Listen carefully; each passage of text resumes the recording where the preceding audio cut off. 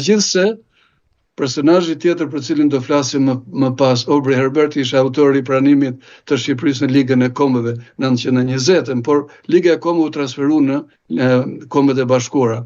Dhe Vatra duke u gjetur Shqipërisë në krah, e delegoi Charles Telfordin në San Francisco dhe korrespondenca e tij me senator, me sekretarin e shtetit amerikan dhe gjithçka tjetër kalonte nëpërmjet qeverim Panaritit në Vatër në Boston, është një ndër gjërat më impresionuese që mund të ketë shqiptari kur shef se si një Amerikan i cili i kushtoi aq shumë vepra, punë të mira Shqipërisë, merri me aq detaje lidhur me edukimin, si thonë amerikanët, të atyre njerëzve të cilët merrnin vendime të rëndësishme për Shqipërinë në atë konferencë. Pastaj jeta e tij më vonshme është fotografia e tij e fundit, Merita, që duhet përmend në këtë ditë të bukur, fotografia e fundit e jetës tij në azilin e vet në Kaliforni është me dekoratën e urdhit të Skënderbeut akorduar nga Ahmet Zogu, të cilën familja e vet me një bujari të mrekullueshme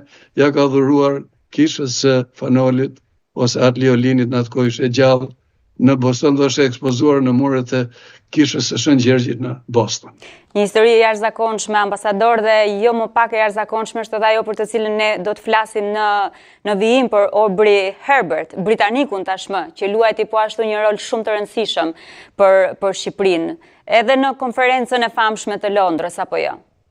Sigurisht.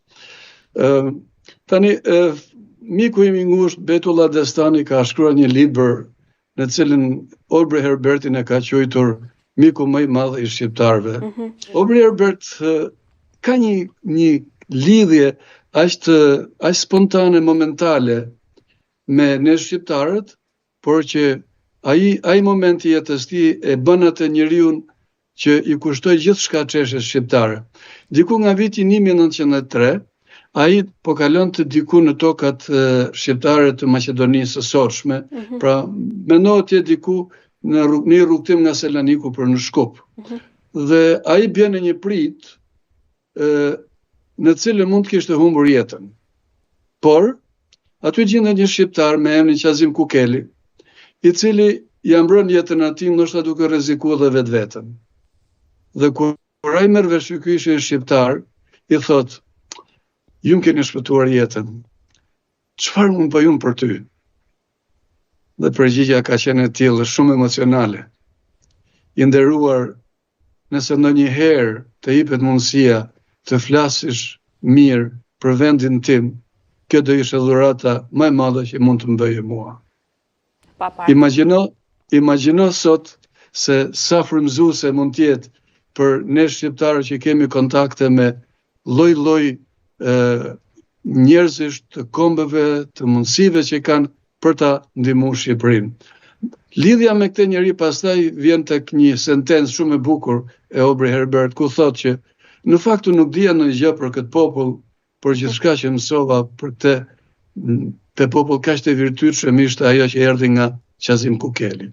Dhe kjo bën pastaj atë që ai të vizitoj trojet shqiptare, ka vizituar Mitrovicën 1907, Pejën dhe Prizrenin në 1909, ndërtoi një misi të afërt me Ismail Qemalin, ndërtoi misi të afërt me Lojzh Gorakuqin dhe me patriotë të tjerë shqiptar, me Isa Buletinin.